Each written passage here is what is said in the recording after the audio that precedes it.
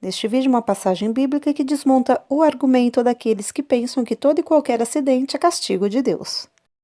Seja bem-vindo ao Diário Pentecostal Historiando, análise histórica e crítica sobre o movimento pentecostal brasileiro. Se inscreva no canal e siga nossas redes sociais. O povo que não conhece a sua história está condenado a repeti-la. Conheço este texto há muitos anos e ele me marcou profundamente, pois tinha a impressão que catástrofes, grandes tragédias, seria de certa forma um castigo de Deus por eventual erro cometido.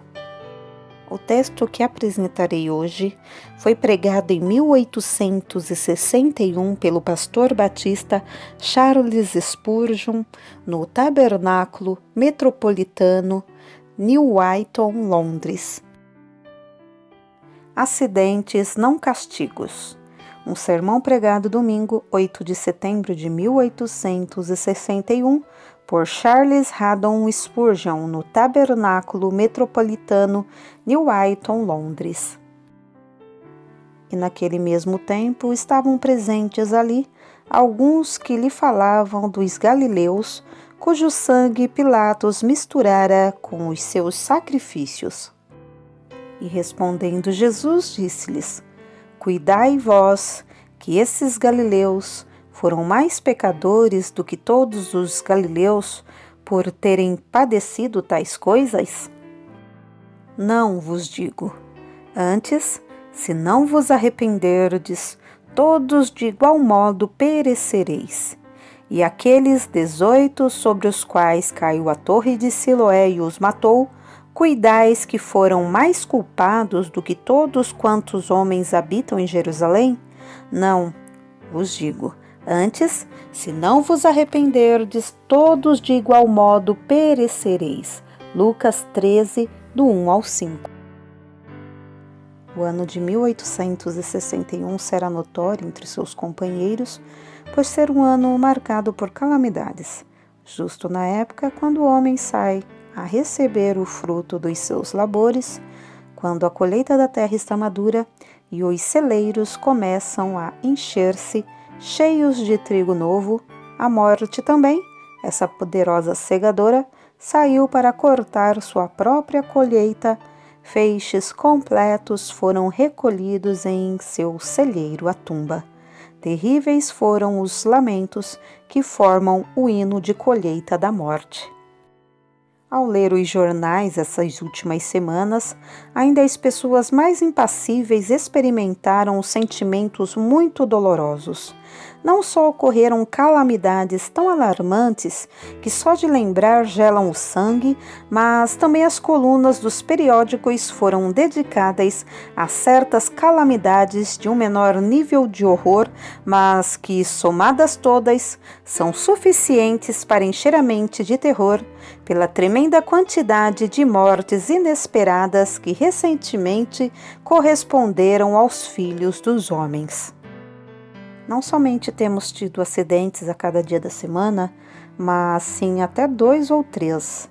Não fomos simplesmente aturdidos pelo alarmante ruído de um terrível estrondo, mas antes com outro e outro que seguiram suas pisadas, como os amigos de Jó, até que tenhamos tido necessidade da paciência e da resignação de Jó para escutar a terrível narrativa dessas calamidades.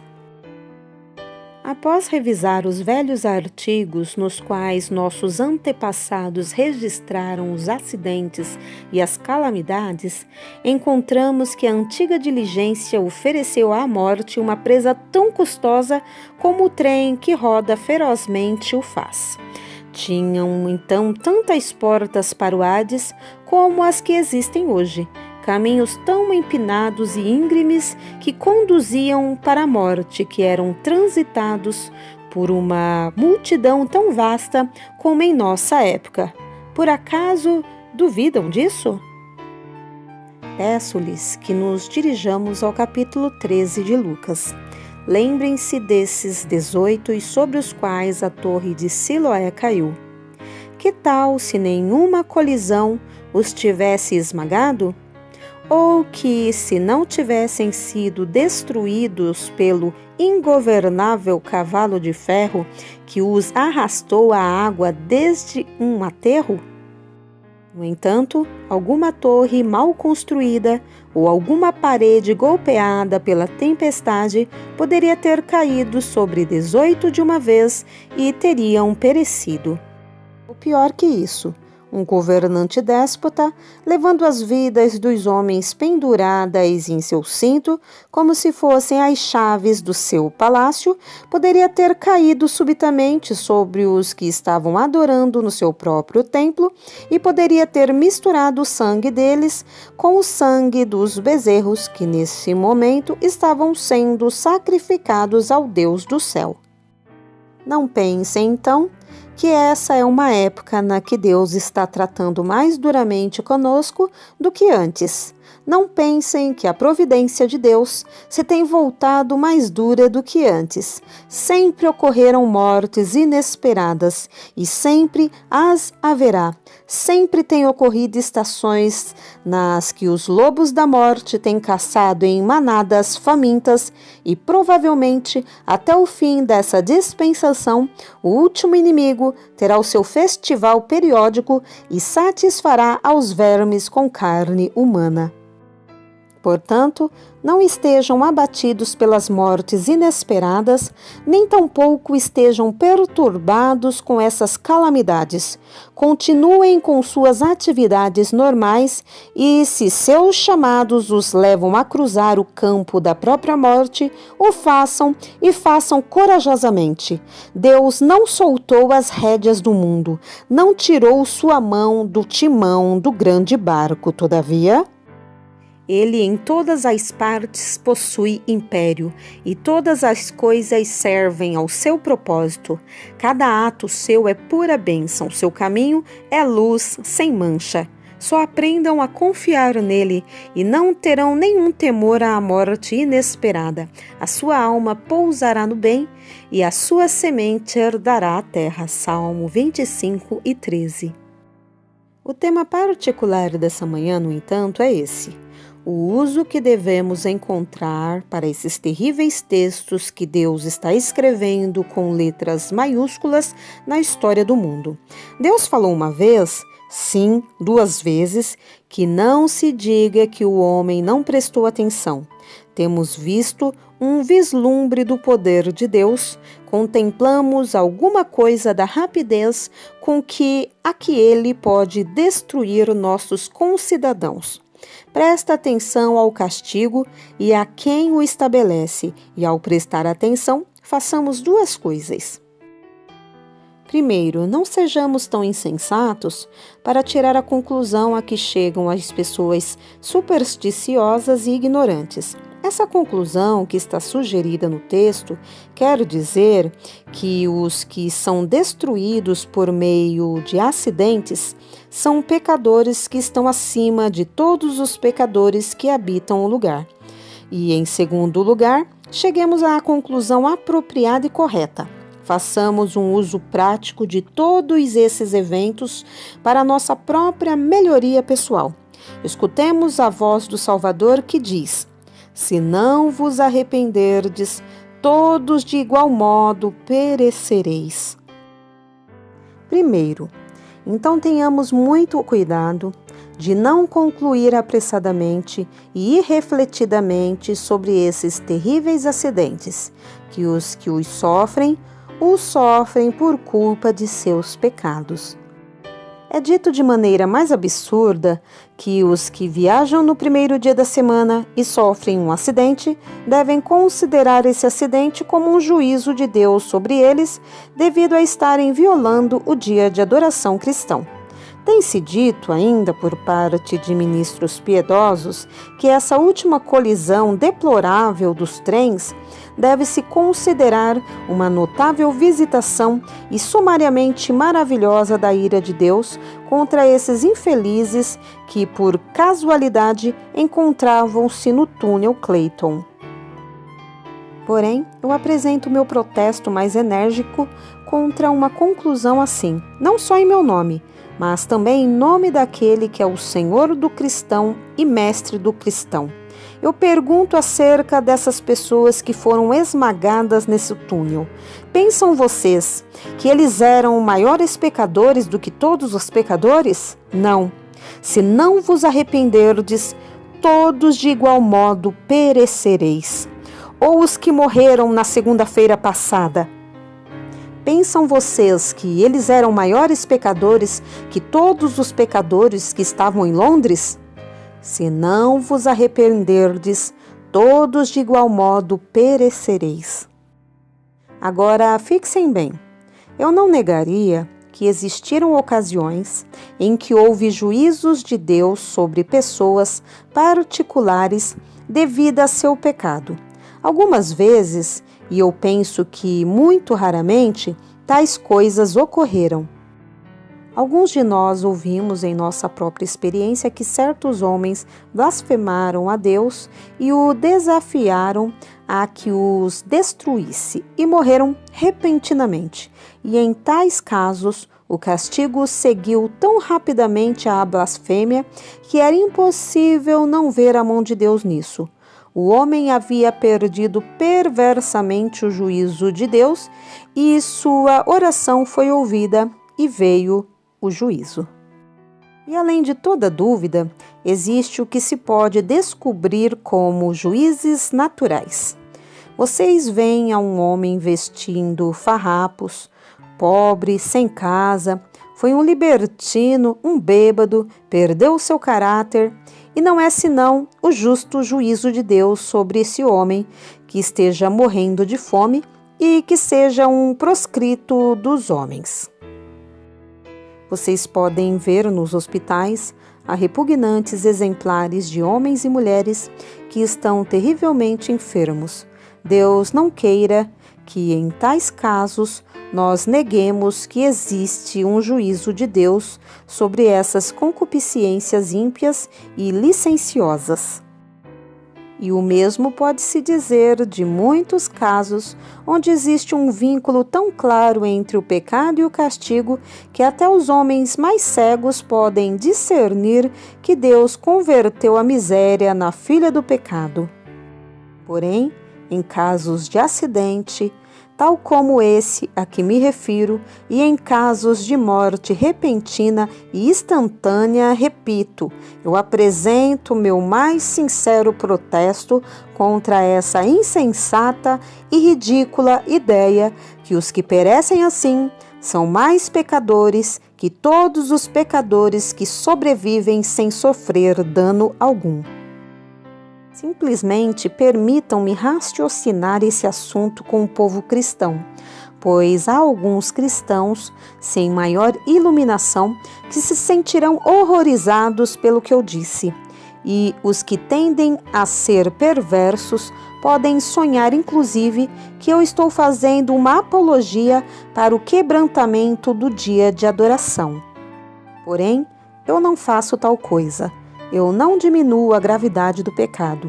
Eu só testifico e declaro que os acidentes não devem ser vistos como castigos, pois o castigo não pertence a esse mundo, mas sim ao futuro. A todos aqueles que se apressam em considerar cada calamidade como um juízo, eu quero lhes falar na esperança sincera de corrigir-lhes. Então permita-me começar perguntando: meus amados irmãos, por acaso não enxergam que o que dizem não é certo? E essa é a melhor das razões do porquê não devem dizê-lo. Suas próprias experiências e observações não lhes ensinam que um evento ocorre tanto ao justo como ao malvado? É certo que o homem malvado às vezes cai morto na rua, mas o ministro também não caiu morto no púlpito, por acaso? É certo que um iate de prazer no qual os homens buscam sua própria felicidade em um dia de domingo, afundou precipitadamente. Mas, por acaso, não é igualmente certo que um barco que levava somente homens piedosos, cujo destino era um giro para pregar o Evangelho, não afundou também? A providência de Deus não tem respeito às pessoas, e uma tormenta pode abater-se sobre o barco missionário John Williams, da mesma forma que pode abater-se sobre outro iate repleto de pecadores desenfreados. Que acaso não percebem que a providência de Deus foi de fato, e seus tratos externos, mais dura com os bons do que com os maus? Paulo não disse ao completar as misérias dos justos em seus dias: se esperamos em Cristo só nesta vida, somos os mais miseráveis de todos os homens. 1 Coríntios 15, 19. O caminho da justiça frequentemente conduziu aos homens ao cavalo selvagem do tormento, da prisão, do patíbulo e à fogueira, enquanto que o caminho do pecado muitas vezes os levou ao império, ao domingo e à alta estima de seus companheiros. Não é certo que nesse mundo Deus castigue aos homens por seu pecado e os premie por suas boas obras. Não disse Davi? Vi o ímpio, com grande poder, espalhar-se como a árvore verde na terra natal? Salmos 37, 35. E isso deixava o salmista perplexo durante um tempo, até que foi ao santuário de Deus e, enfim, então entendeu o fim deles? Ainda que sua fé lhe assegure que o resultado final da providência trabalhará unicamente o bem para o povo de Deus, no entanto, sua vida, ainda que seja somente uma breve parte do drama divino da história, deve ter-lhe ensinado que a providência não discrimina externamente entre justo e ímpio, que o justo parece inesperadamente igual que o ímpio, que a peste não conhece diferenças entre o pecador e o santo e que a mesma espada da guerra é impiedosa com os filhos de Deus da mesma maneira que é com os filhos de Belial.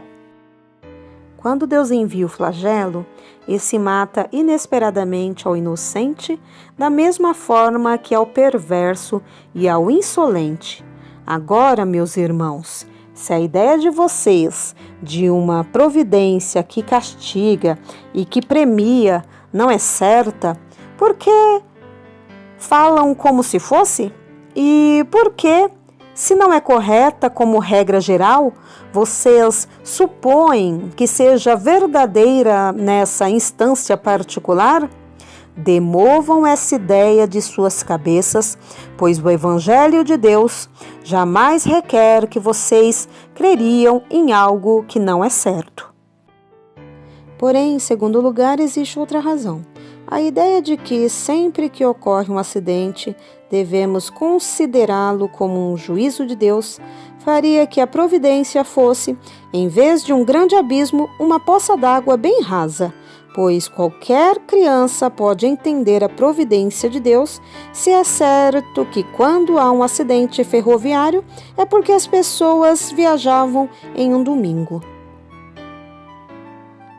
Se escolher qualquer menininho da classe mais elementar da escola dominical e ele me dirá, sim, eu vejo isso, mas então, se a providência é uma coisa assim, se é uma providência que pode ser compreendida, evidentemente, não é a ideia de providência da Escritura, pois na Escritura nos é sempre ensinado que a providência de Deus é um grande abismo, e mesmo Ezequiel, que possuía a asa do querubim e podia voar muito alto, quando viu as rodas que eram o grande quadro da providência de Deus, só podia dizer que os aros das rodas eram tão altos que eram espantosos e cheios de olhos, de tal forma que lhes era gritado: roda. Repito isso para que fique muito claro. Se em todos os casos uma calamidade fosse o resultado de algum pecado, então a providência seria algo tão simples como que 2 mais 2 são 4. Seria uma das primeiras lições que uma criancinha poderia aprender. Porém, as Escrituras nos ensinam que a providência é um grande abismo no qual o intelecto humano pode nadar e mergulhar, mas não pode encontrar nem o fundo nem a orla.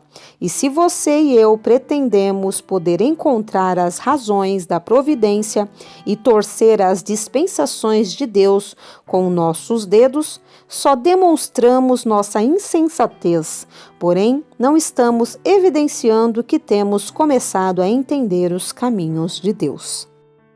Pois olhem, senhores, suponham por um momento que está acontecendo uma grandiosa representação de uma obra teatral e que vocês se intrometem na obra e veem a um ator no cenário por um instante e dizem: sim, eu entendo a obra, que tontos seriam. Acaso não sabem que as grandes transações da providência começam aproximadamente uns 6.000 anos? E vocês vieram a esse mundo faz uns 30, 40 anos e têm visto um ator em cena e vocês dizem que já entendem a obra? Oras, não a entendem, apenas começaram a conhecer. Unicamente ele conhece o fim desde o princípio. Somente ele entende quais são os grandes resultados e qual é a grandiosa razão pela que o mundo foi feito e pela qual ele permite que ocorra tanto bem como mal. Não pensem que vocês conhecem os caminhos de Deus. Equivale a degradar a providência e baixar Deus ao nível dos homens quando pretendem poder entender essas calamidades e descobrir os desígnios secretos da sabedoria. Porém, continuando, não percebem que uma ideia assim alentaria o farisaísmo? Essas pessoas que morreram esmagadas, ou queimadas até as cinzas, ou destruídas debaixo das rodas dos vagões do trem, eram piores pecadores que nós? Muito bem, então nós devemos ser umas excelentes pessoas. Que excelentes exemplos de virtude! Não fazemos as coisas que eles fazem e, portanto, Deus nos facilita todas as coisas. Na medida em que viajamos, alguns de nós a cada dia da semana, e jamais fomos despedaçados sobre essa suposição, podemos nos catalogar como os favoritos da deidade. Então, não enxergam, irmãos, que nossa segurança seria um argumento para nos fazer cristãos? Que tenhamos viajado em um trem com segurança seria um argumento de que somos regenerados. Porém, eu jamais li nas Escrituras.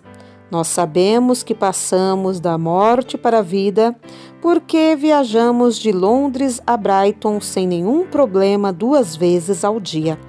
Jamais encontrei nenhum versículo que se pareça com isso. E, no entanto, se fosse certo que os piores pecadores sofrem os acidentes, se derivaria como um contraponto natural a essa proposição que os que não sofrem acidentes devem ser pessoas muito boas e que noções farisaicas geramos e nutrimos dessa maneira. Porém, eu não posso tolerar essa insensatez nem por um instante. Quando contemplo por um momento os pobres corpos mutilados dos que foram sacrificados tão inesperadamente, meus olhos se enchem de lágrimas, mas meu coração não se vangloria, nem meus lábios acusam. Longe de mim tal expressão cheia de orgulho. Deus, lhe dou graças porque não sou como os outros homens. Não, não, não, não. Esse não é o espírito de Cristo, nem o espírito do cristianismo. Ainda que possamos agradecer a Deus porque somos preservados, no entanto, podemos dizer: as misericórdias do Senhor são a causa de não sermos consumidos. Lamentações 3:22. E devemos atribuir tal fato à sua graça e unicamente à sua graça. Porém, não podemos crer que havia algo melhor em nós, porque fomos preservados vivos, estando a morte tão perto. É somente porque Ele teve misericórdia, sendo muito paciente para conosco, não querendo que pereçamos, mas sim que nos arrependamos, que nos preservou dessa maneira, para que não desçamos à tumba e nos manteve a vida, preservando-nos da morte. Logo, permitam-me comentar que a suposição contra a qual estou contendendo é muito cruel e dura, pois se esse fosse o caso, que todas as pessoas que assim se encontram com a morte de uma maneira extraordinária e terrível são maiores pecadoras que as demais, isso não seria um duro golpe para os afligidos sobreviventes? E não é pouco generoso da nossa parte consentir nessa ideia, a menos que sejamos forçados a aceitá-la como uma terrível verdade por razões que não podem ser respondidas? Agora eu os desafio a sussurrar ao ouvido da viúva. Vão à sua casa e digam-lhe: seu esposo era pior pecador que o resto dos homens, por isso morreu. Não possuem a suficiente brutalidade para isso. Um pequeno bebê inconsciente que jamais havia pecado, ainda que, sem dúvida, um herdeiro da queda de Adão, é encontrado esmagado em meio dos escombros do acidente. Agora pensem, por um momento, qual seria a infame consequência da suposição que os que pereceram eram piores que os outros? Teriam que supor que essa inconsciente criança era a pior pecadora que muitos que habitam as guaridas da infância e cujas vidas são ainda respeitadas. Não percebem que a coisa é radicalmente falsa? E talvez eu pudesse mostrar-lhe melhor a injustiça disso, lembrando-lhes que um dia poderia suceder com vocês. Suponham que lhes toque encontrarem-se com uma inesperada morte desse tipo, estão anuentes a que se lhes corresponda a condenação sobre essa base? Um incidente assim pode ocorrer na casa de Deus. Permitam-me recordar o que ocorreu uma vez em que estávamos congregados. Posso afirmar de coração puro que não nos reunimos com nenhum outro objetivo senão o de servir a Deus, e esse ministro não tinha nenhuma meta ao ir a esse lugar, exceto o de congregar a muitos que, de outra maneira, não teriam tido a oportunidade de escutar a sua voz. E, no entanto, houve funerais como resultado desse esforço santo, pois ainda declaramos que foi um esforço santo, e a bênção de Deus o demonstrou. Houve mortes e mortes entre o povo de Deus. Estive a ponto de dizer que estou contente que foi entre o povo de Deus, mais que em outros povos. Um tremendo terror apoderou-se da congregação e o povo fugiu. E não enxergam que, se os acidentes devem ser considerados como juízos, então é uma sã conclusão que nós estávamos pecando ao estar lá. Essa é uma insinuação que nossas consciências categoricamente repudiam. No entanto, se essa lógica fosse verdadeira, é tão certa contra nós como é contra os outros, e na medida em que vocês repeliram com indignação a acusação que algumas foram feridas ou golpeadas devido ao pecado, estando ali no music hall para adorar a Deus, o que rejeitam para vocês, o rejeitem para os outros, e não querem ser parte da acusação que é apresentada em contra os que foram destruídos durante as últimas 2 semanas, que pereceram por causa de qualquer grande pecado. Aqui antecipo o clamor de pessoas prudentes e zelosas que temem pela arca de Deus e a querem tocar com a mão e usar. Bem, dirá algum, porém, nós não devemos falar assim, pois é uma superstição muito útil, pois haveria muitas pessoas que já não viajariam aos domingos devido ao acidente e, portanto, devemos dizer-lhes que os que pereceram devido a que viajaram no domingo. Irmãos, eu não diria uma mentira para salvar uma alma. Isso seria dizer mentiras, pois não é verdade. Eu faria qualquer coisa para interromper o trabalho aos domingos e o pecado, mas não forjaria uma falsidade, ainda mesmo para conseguir isso. Essas pessoas poderiam ter falecido na segunda-feira, igual como no domingo. Deus não dá uma imunidade especial a algum dia da semana e os acidentes podem ocorrer em qualquer momento e é somente uma fraude piedosa quando buscamos jogar assim com a superstição dos homens por causa de Cristo. O sacerdote de uma igreja católica pode consistentemente usar um argumento assim, porém um cristão honesto que crer que a religião de Cristo pode cuidar-se a si mesma sem necessidade de falar falsidades, desdenha fazer isso. Esses homens não pereceram porque viajaram no domingo, que sirva de testemunha o fato de que outros pereceram em uma segunda-feira quando andavam em missão de misericórdia. Eu não sei por que razão ou por que motivo Deus enviou o acidente. Deus não queira que ofereçamos nossas próprias razões quando Ele não deu razão, mas não nos é permitido converter a superstição dos homens em um instrumento para avançar a glória de Deus. Vocês sabem que entre os protestantes existem muitos fanatismos papais. Conheço pessoas que aprovam o batismo infantil argumentando: bem, não faz dano nenhum e existem muitas boas intenções nele e pode fazer muito bem e ainda a confirmação pode resultar de bênção para algumas pessoas, portanto não falemos contra isso. A mim não corresponde se esse tema faz dano ou não. Tudo o que me importa é se é correto, se é escriturístico, se é verdadeiro e se a verdade é prejudicada, que é uma suposição que não podemos aceitar de nenhuma maneira. Esse prejuízo não estará em nossa porta. Não temos outro dever que dizer a verdade, ainda que os céus caiam. Repito, qualquer avanço do Evangelho que se deva à superstição dos homens é um avanço falso e logo se voltará contra as pessoas que usam dessa arma não consagrada.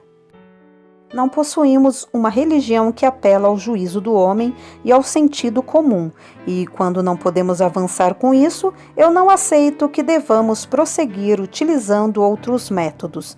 E, irmãos, se existe alguma pessoa que queira endurecer o seu coração e dizer: pois bem, eu estou tão certo em um dia como em qualquer outro dia, o que é muito certo, eu devo responder-lhe: o pecado de que faça tal uso, como o que faz de uma verdade, deve fazer à sua porta, não na minha. Porém, se eu pudesse evitar que viole o dia do descanso cristão, colocando-lhe frente a uma supersticiosa hipótese, não o faria, pois parece-me que ainda que o consiga manter afastado desse pecado por um pouco de tempo, muito pronto se converteria demasiado inteligente para ser enganado por mim e logo me chegaria a considerar como um sacerdote que julgou seus temores em vez de apelar a seu juízo. Já é tempo que saibamos que nosso cristianismo não é uma coisa débil e temerosa que apela aos pequenos temores supersticiosos de mentes ignorantes. É algo valente, que ama a luz e que não precisa de fraudes santas para sua defesa. Sim, crítico, foca a sua lanterna até nós e que brilhe em nossos próprios olhos. Nós não temos medo. A verdade é poderosa e pode prevalecer. E se não pode prevalecer à luz do dia, então não temos nenhum desejo de que o sol se ponha para dar à verdade uma oportunidade. Eu creio que brotou muita infelicidade do desejo muito natural de alguns cristãos de aproveitar-se de erros comuns. Disseram, esse erro popular é muito bom, mantém o povo na posição correta. Vamos o perpetuar esse erro, pois evidentemente faz muito bem. E logo quando o erro foi descoberto, os infiéis disseram: "Oh, agora vejam que esses cristãos foram descobertos em seus estratagemas." Não tenhamos nenhum truque, irmãos. Não falemos aos homens como se fossem crianças que podem ser amedrontadas por histórias de fantasmas e de bruxas. O fato é que esse não é o tempo de retribuição e é pior que inútil que nós ensinemos que o é. E agora, por último, e já irei passar a outro ponto, por acaso vocês não percebem que essa suposição, que não é cristã nem escriturística, que quando os homens se encontram inesperadamente com a morte, é resultado do pecado, rouba ao cristão um de seus argumentos mais nobres para a imortalidade da alma? Irmãos, nós afirmamos diariamente com a Escritura como nossa garantia que Deus é justo e, na medida em que Ele é justo, deve castigar o pecado e premiar ao justo. Manifestamente, Ele não o faz nesse mundo, e um mesmo evento ocorre a ambos. O homem justo é pobre igual que o mau, e morre repentinamente igual que o maior réprobo. Pois bem, a conclusão é natural e clara, que deve existir um mundo contínuo no que essas coisas serão endireitadas. Se há um Deus, Ele deve ser justo, e se Ele é justo, Ele deve castigar o pecado, e já que não o faz nesse mundo, deve existir outro estado em que os homens receberão a recompensa de suas obras, e os que semearam para a carne, da carne colherão corrupção, enquanto os que semearam para o Espírito, do Espírito colherão vida eterna. Se fizerem desse mundo lugar de colher, lhe terão tirado o aguilhão ao pecado. Ó, diz o pecador, se as aflições que o homem suporta aqui é todo o castigo que terão, vamos pecar com voracidade. Você responde-lhes, não, esse não é o mundo do castigo, mas sim o mundo de prova. Não é a corte da justiça, mas sim a terra de misericórdia. Não é a prisão de terror, mas a casa de paciência, e lhes terá aberto diante de seus olhos as portas do futuro. Terás posto o trono do juízo diante de seus olhos. Recordou-lhes: vinde benditos, e apartai-vos de mim, malditos. Assim possui um fundamento mais arrazoável e, consequentemente, mais bíblico para apelar às suas consciências e corações. Falei com a intenção de sufocar, na medida do possível, a ideia que está muito propagada entre os ímpios, que nós, como cristãos, sustentamos que cada calamidade é um juízo. Não é assim. Nós não pensamos que aqueles 18 sobre os quais caiu a torre de Siloé eram mais culpados que todos os homens que habitavam em Jerusalém. Agora passamos a nosso segundo ponto. Que uso, então, devemos fazer dessa voz de Deus, que é ouvida em meio dos agudos gritos e gemidos dos moribundos? 2 usos. Primeiro, perguntas, e segundo, uma advertência. A primeira pergunta que devemos fazer é a seguinte: por que não pode acontecer a mim que muito prontamente e inesperadamente seja eu cortado? Tenho eu um contrato de aluguel de minha vida? Tenho algum amparo especial que me garante que não atravessarei inesperadamente os portais da sepultura? Recebi um título de privilégio de longevidade? Fui coberto com uma armadura tal que sou invulnerável às flechas da morte? Por que não irei morrer? A segunda pergunta que deve sugerir é essa: não sou um grande pecador como esses que morreram? Não há em mim, sim, em mim mesmo, pecados contra o Senhor, meu Deus? Se em pecados visíveis outros me superaram, acaso os pensamentos de meu coração não são malvados? Porventura, a mesma lei que os amaldiçoa, não amaldiçoa a mim também? Não perseverei em todas as coisas escritas no livro da lei para que se cumprissem. É tão impossível que eu seja salvo por minhas obras, como que eles o sejam.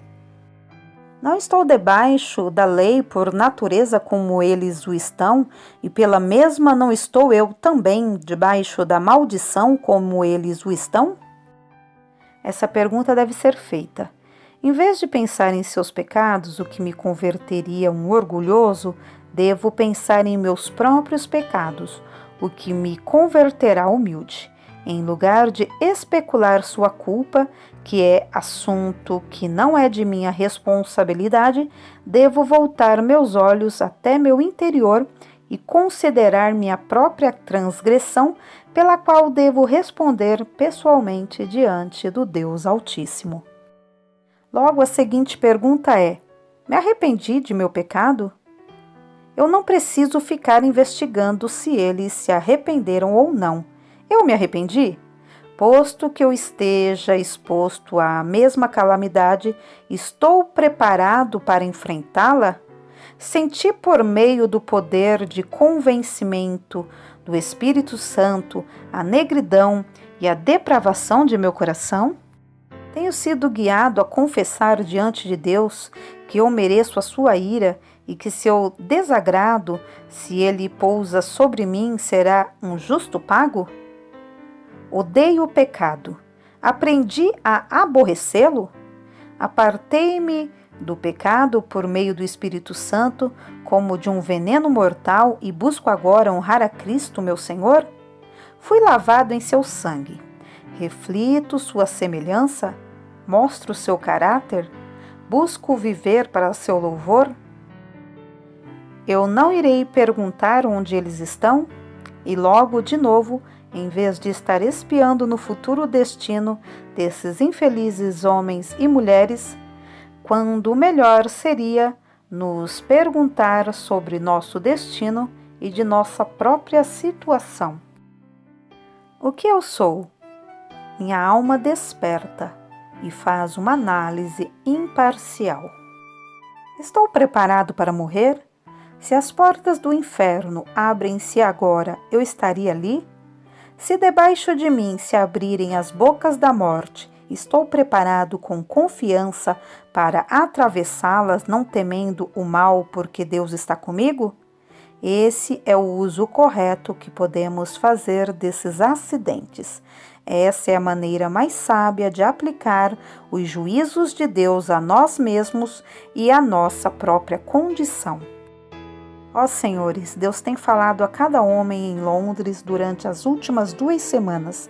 Ele falou a mim, ele falou a vocês, homens, mulheres e crianças. A voz de Deus ha soado desde o escuro túnel Clayton. Falou desde o poente do sol e a deslumbrante fogueira em redor do qual jazem os cadáveres de homens e mulheres.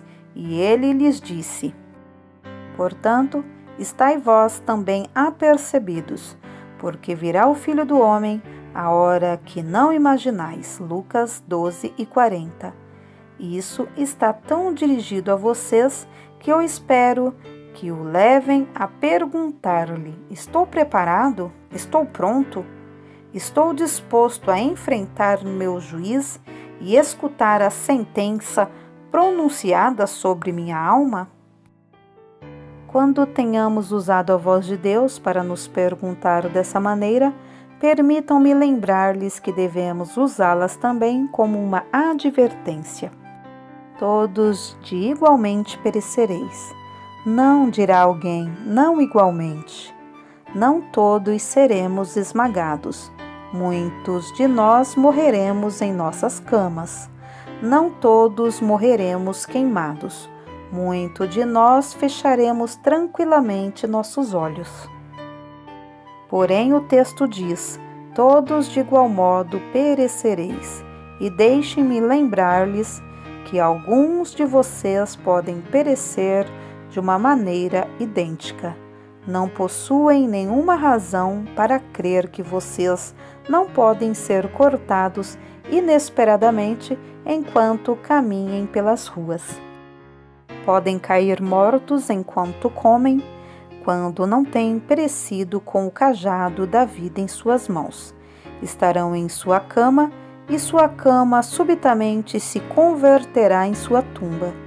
Vocês poderão ser fortes, sãos, robustos, e quer seja por acidente ou porque a circulação do sangue se detém, serão rapidamente elevados diante de seu Deus.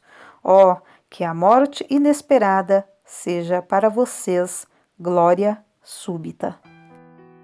Porém, pode ocorrer a algum de nós que, da mesma maneira surpreendente em que outros morreram, morreremos assim também.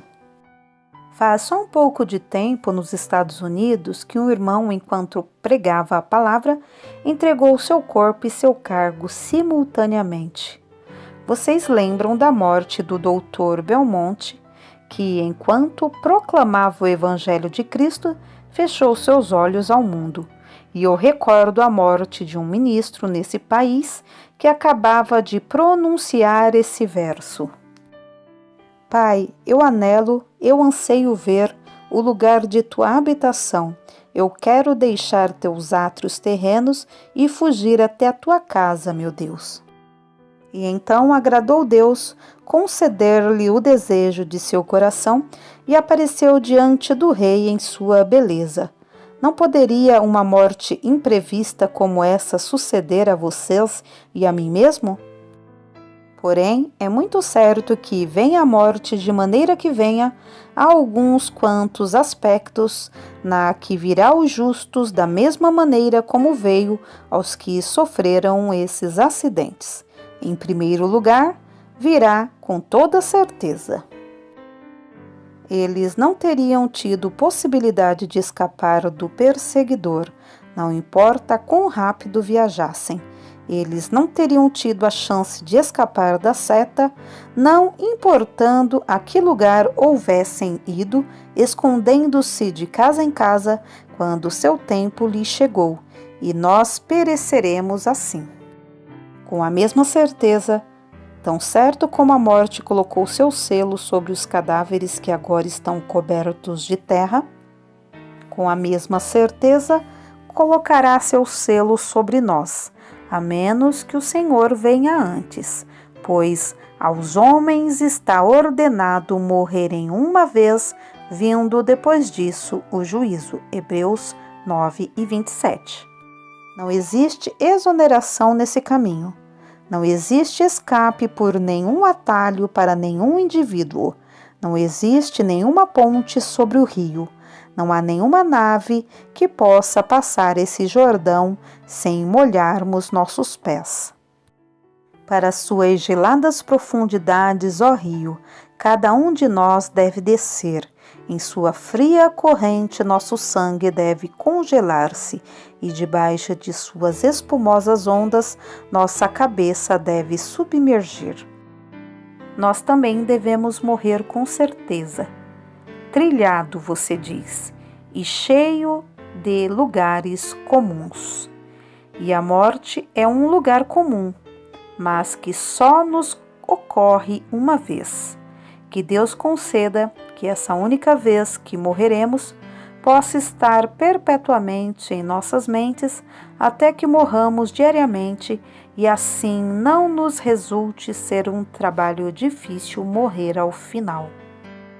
Bem, então como a morte chega a eles e a nós com certeza, assim virá tanto a eles como a nós poderosa e irresistivelmente.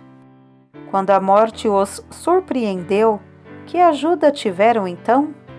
Um casebre de papelão de uma criança não poderia ser tão facilmente esmagado que esses pesados vagões? O que podiam fazer para ajudarem uns aos outros? Eles iam sentados uns juntos aos outros conversando. Escutou-se um grito e antes que houvessem gritado segunda vez, foram esmagados e destroçados.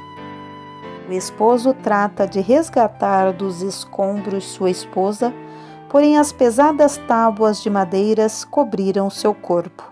Ao fim só pode encontrar sua pobre cabeça, e ela está morta, E ele senta-se junto a ela, embargado pela tristeza, e coloca sua mão em seu rosto, até que se torna frio como uma pedra. E ainda que tenha visto a um e outro que tenha sido resgatado, com os ossos quebrados ao meio da massa de escombros, ele tem que deixar o corpo de sua esposa ali. Seus filhos ficaram sem mãe, e ele perdeu a companheira de seu coração. Eles não puderam resistir. Eles poderiam fazer o que quisessem, porém tão logo chegou o momento. Seguiram adiante e o resultado foi a morte e ossos quebrados. O mesmo sucederá com vocês e comigo. Podem subornar o médico com os honorários mais altos, porém ele não poderia colocar sangue fresco em suas veias.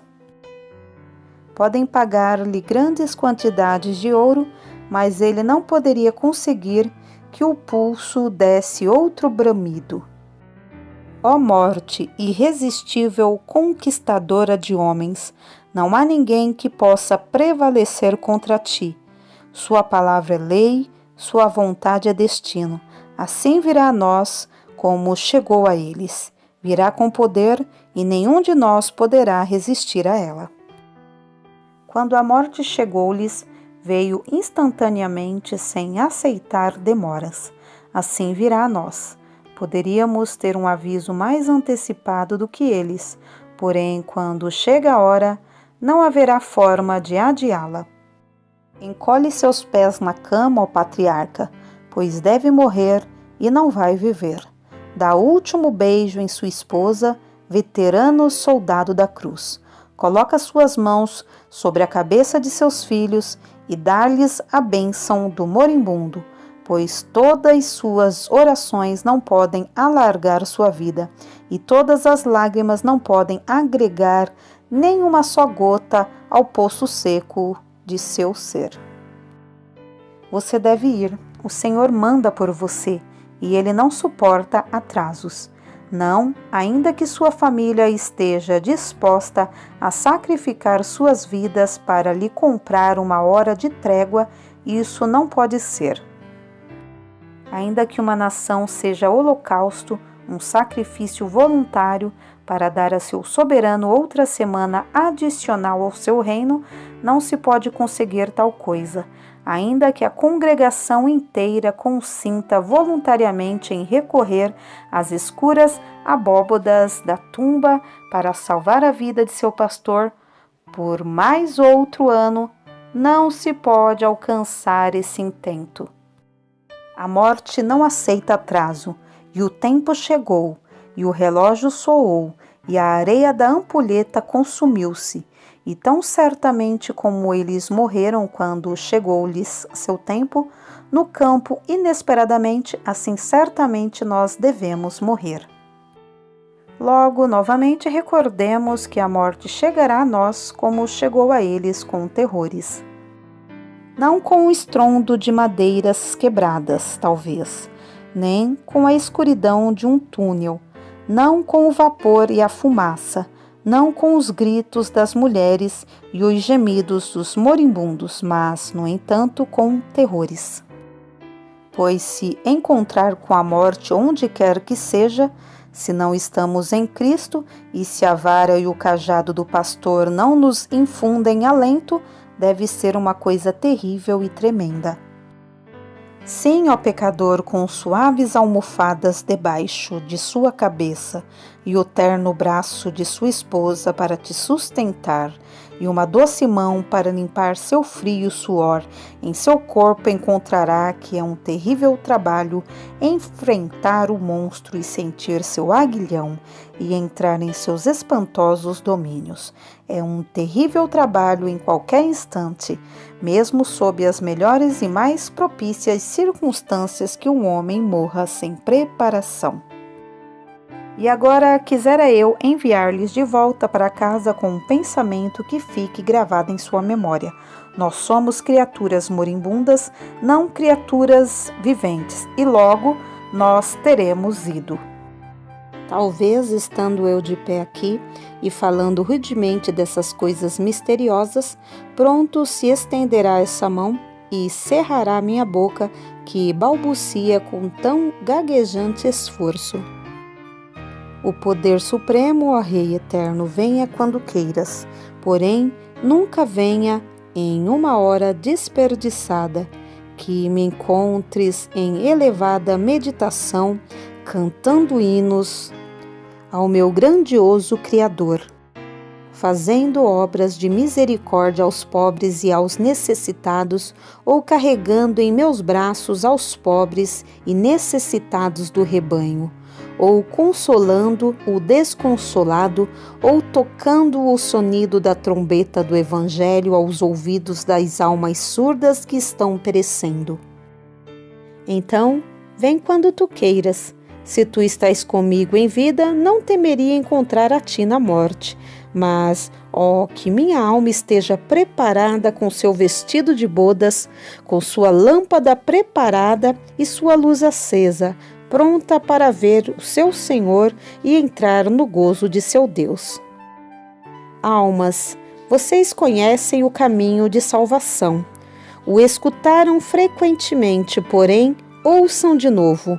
O que crê no Senhor Jesus tem a vida eterna. O que crer e for batizado será salvo, mas o que não crer será condenado.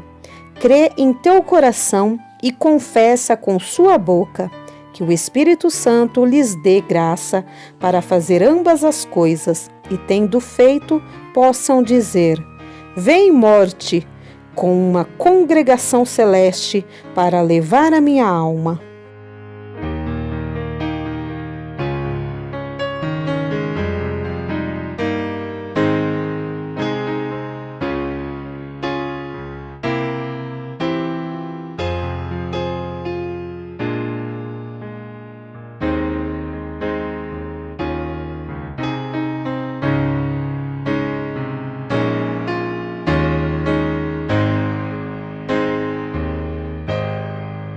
Porque nada podemos contra a verdade, senão pela verdade. Segunda carta aos Coríntios 13:8.